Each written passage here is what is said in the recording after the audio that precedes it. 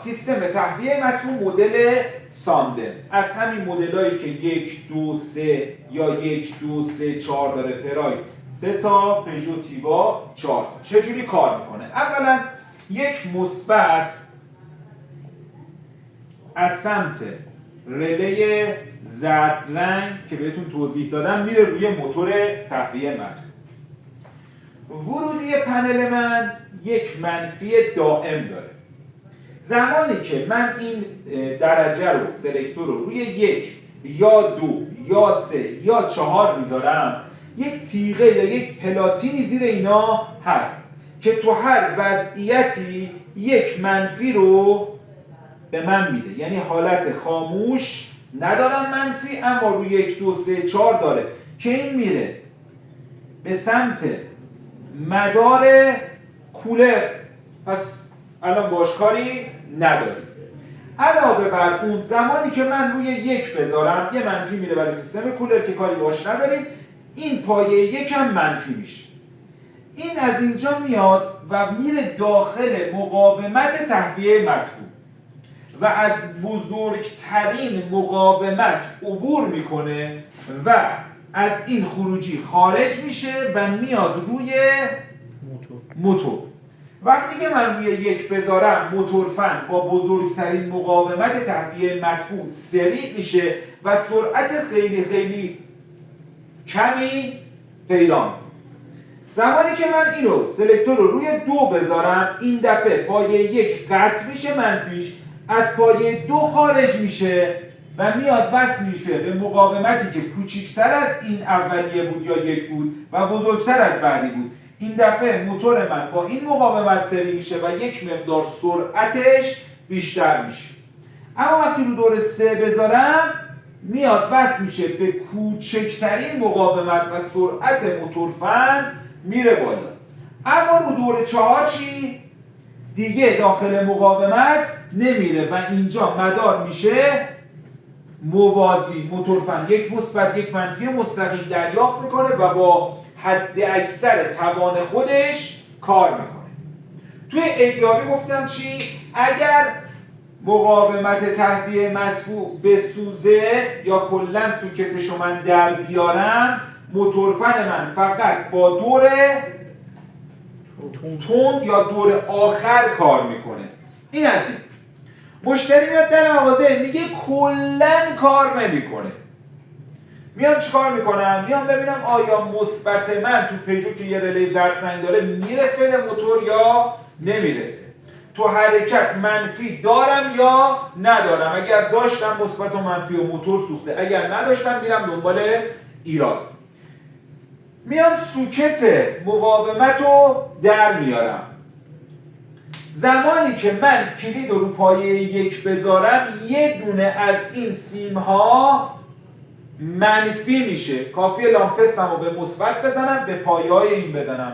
زمانی که روی 1 میذارم، یکی از اینا که اصولا نازکترین سیم منه توی این ردیف روشن میشه که نشون میده پایه 1 من سالمه. حالا روی 2 بذارم سیم بعدی، روی 3 بذارم سیم بعدی. درست شد؟ اینجوری کار میکنه. حالا اگر مشتری اومد گفت آقا پایه 2 یا این سلکتور رو روی 2 میذارم کار نمیکنه، یا مقاومت یا سیم کشیه یا خود سلکتور یا پنل تهویه مطبوع. به همین روش سوکت رو در میارم، لامپ تست رو میذارم رو پایه مربوطه، روی پایه 2 میذارم. اگر منفی رسون ایراد از مقاومت، منفی رو نرسون اول سیمو تا سوکت پشتش تست میزنم ببینم آیا قطعی داره یا نداره. اگر اوکی بود سلکتورمو تعویض میکنم. درست شد؟ محل نصب مقاومت کجاست؟ همیشه جایی قرار میگیره که خود موتور فن بتونه این مقاومت رو خنک بکنه. حالا اینجا رو نگاه کنید.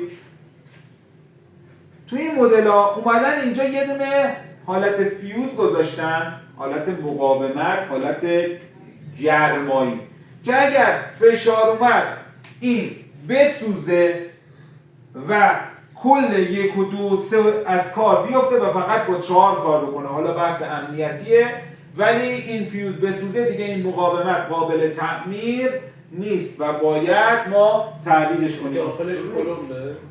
حالا میشه شیطنت کرد، تعمیرش کرد. حالا اینجا رو نگاه بکنید، روی مدارش هم بیام، روی مدار سانده. خب نگاه کنید پنلو، این پنل من حالت 1 2 3 4 داره و یک پلاتین این زیر که تو هر حالتی بذارم این منفی رو میفرسته میره. پایه 2B تو سوکت 6 پایه سبز رنگ منفی وارد میشه. من اگر روی 1 بذارم منفی من از پایه A1ش خارج میشه و میاد روی مقاومت و از این 3 تا مقاومت عبور میکنه و میرسه سر موتورفن. این طرف موتورفن هم چی داره؟ برق رله رو داره. این همون رله بود که تو مدل والئو هم بهتون گفتم، رله زرد رنگ پایه 4 و 5 یا 87 یا 87ش به هم وصل از 30 خارج میشه. رو پایه 2 بذارم از 2A یک منفی خارج میشه، میاد وصل میشه به این مقاومت. نگاه کنید این مقاومت اول دور زد به این دوتا رسید و پایه 3 هم از A3 میاد وصل میشه به پایه 2 که میاد روی یکی مقاومت و از این برم میاد روی موتور من. پایه آخر پایه 3B میاد اینجا، ببین دیگه به مقاومت نمیخوره، یه گرهی داره که از اینجا مستقیم وارد خود موتورفن من میشه. سوالی دارید؟ خب اگر مشتری اومد در مغازه و گفتش که فقط با دور آخر مدل ساندن هم اینجا نمونهشو نشونتون بدم بدونید، این مدل ساندنه، این مدل والئوه. خب مشتری اومد گفت فقط با دور آخر کار میکنه، ایراد چیه؟ مقاومت سوخته. درسته؟ منفیش قطع نیست، منفی پنل نه، منفی اگر قطع بود کنده من نمیزد. درست شد؟ حالا طرف میاد میگه یکی از دوران نمیزنه، 3 کار نمیکنه، 1 کار نمیکنه. ممکنه مقاومت باشه، ممکنه پنل باشه. سوکت مقاومت رو در میارم، پایه مربوطه مثلا 3 کار نمیکنه، لامپ تستم و یک سرش رو به مثبت میزنم، یک سرش رو بس میکنم به پایه 3 اینجا میچرخونم روی 3 میذارم. اگر لامپ تستم رو روشن کرد مقاومت خرابه، روشن نکرد ممکنه سیم کشی یا این پلاتین سلکتور خال زده که باید این سلکتور به صورت کامل تعویض بشه. سوالی دارید تا اینجا؟ اوکی، پس یادداشت کن.